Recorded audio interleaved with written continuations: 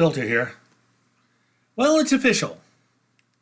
Star Trek Discovery is now non-canon. They're going to do the Section 31 one-off. That's about it. But as a whole, it is canceled. Where did it go right? Where did it go wrong?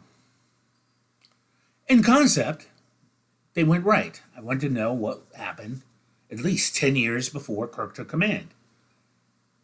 But where it went wrong? Everywhere else. First of all, they were going to tell us that the Kurtzman said that it was going to have something to do with the Treaty of Algernon, a sort of nod back to a Next Generation episode. I can't remember it offhand. Most of you guys will know it.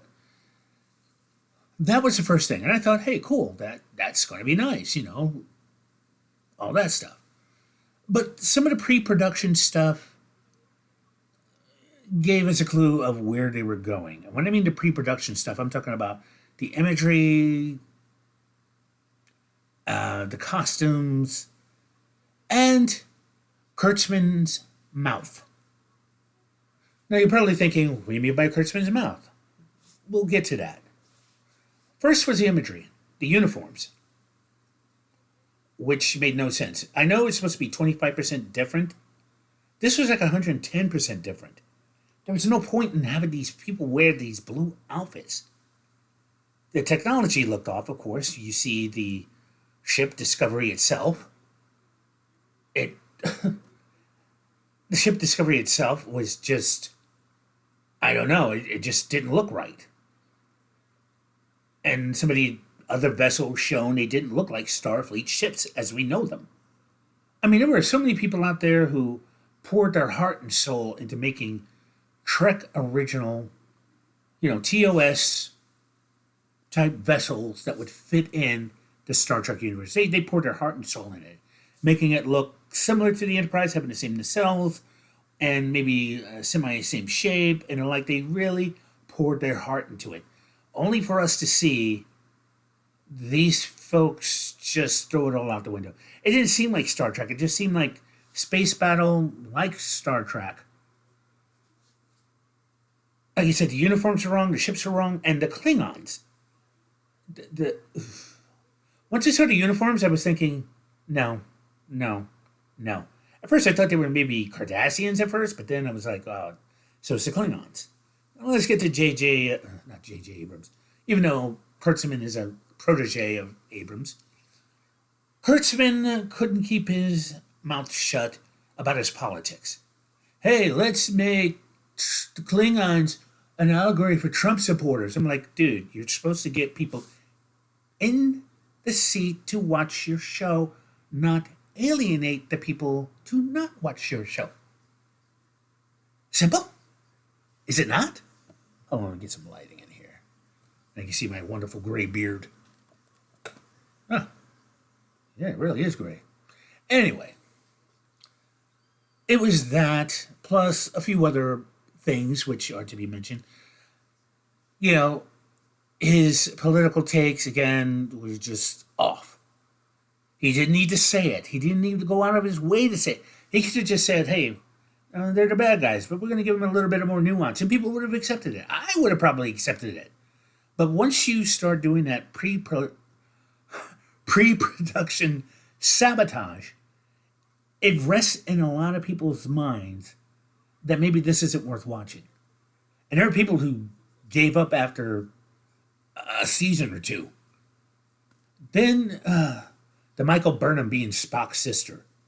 Now, I can understand if she was Amanda Grayson's niece, okay, I got one of her nieces or something like that.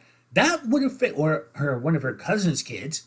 That would have fit in perfect. I would say, okay, bravo, that can work.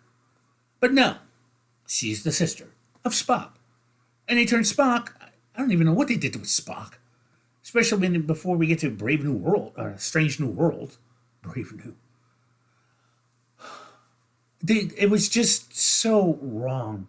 And of course, Michael Burnham is the girl boss who causes a war between the Federation and the Klingons. And yet, just like all the other Mary Sues, no matter what thing they do, all is fine in the world because, yay, vagina. People are tired of it. And now that it's been revealed that it's not canon, I feel a little bit better about myself.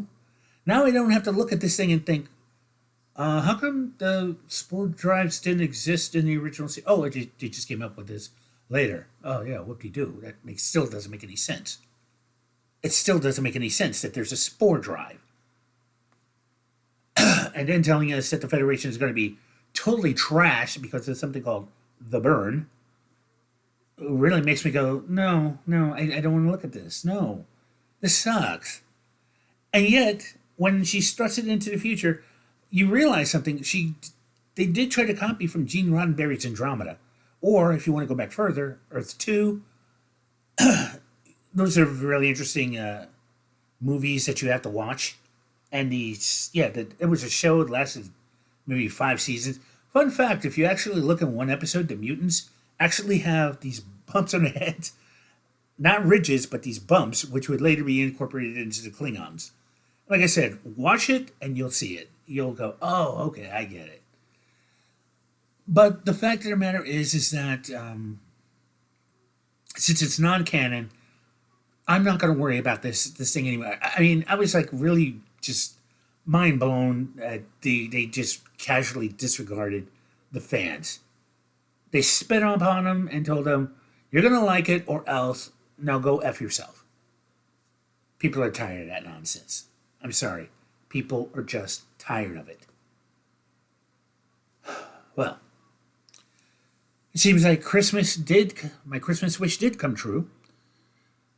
And now that this show is not part of official canon lore. So, if that's the case. Oh, and one other thing. Why in Discovery did they need to toss in the thing? Binary, non-binary, blah, blah, blah, blah. Dear Lord, every other show has binary, non-binary characters. In the future, honestly, do you think everybody being non-binary or trans is going to keep the human race going? I think your boy Zach pointed that shit out on his own channel. It's not going to happen. People, just be grateful this has been erased. It's over. This 5-year nightmare is over. Anyway, I'm Filter. Merry Christmas. Happy New Year. And I hope things go really, really awesome for you this year. I'm out.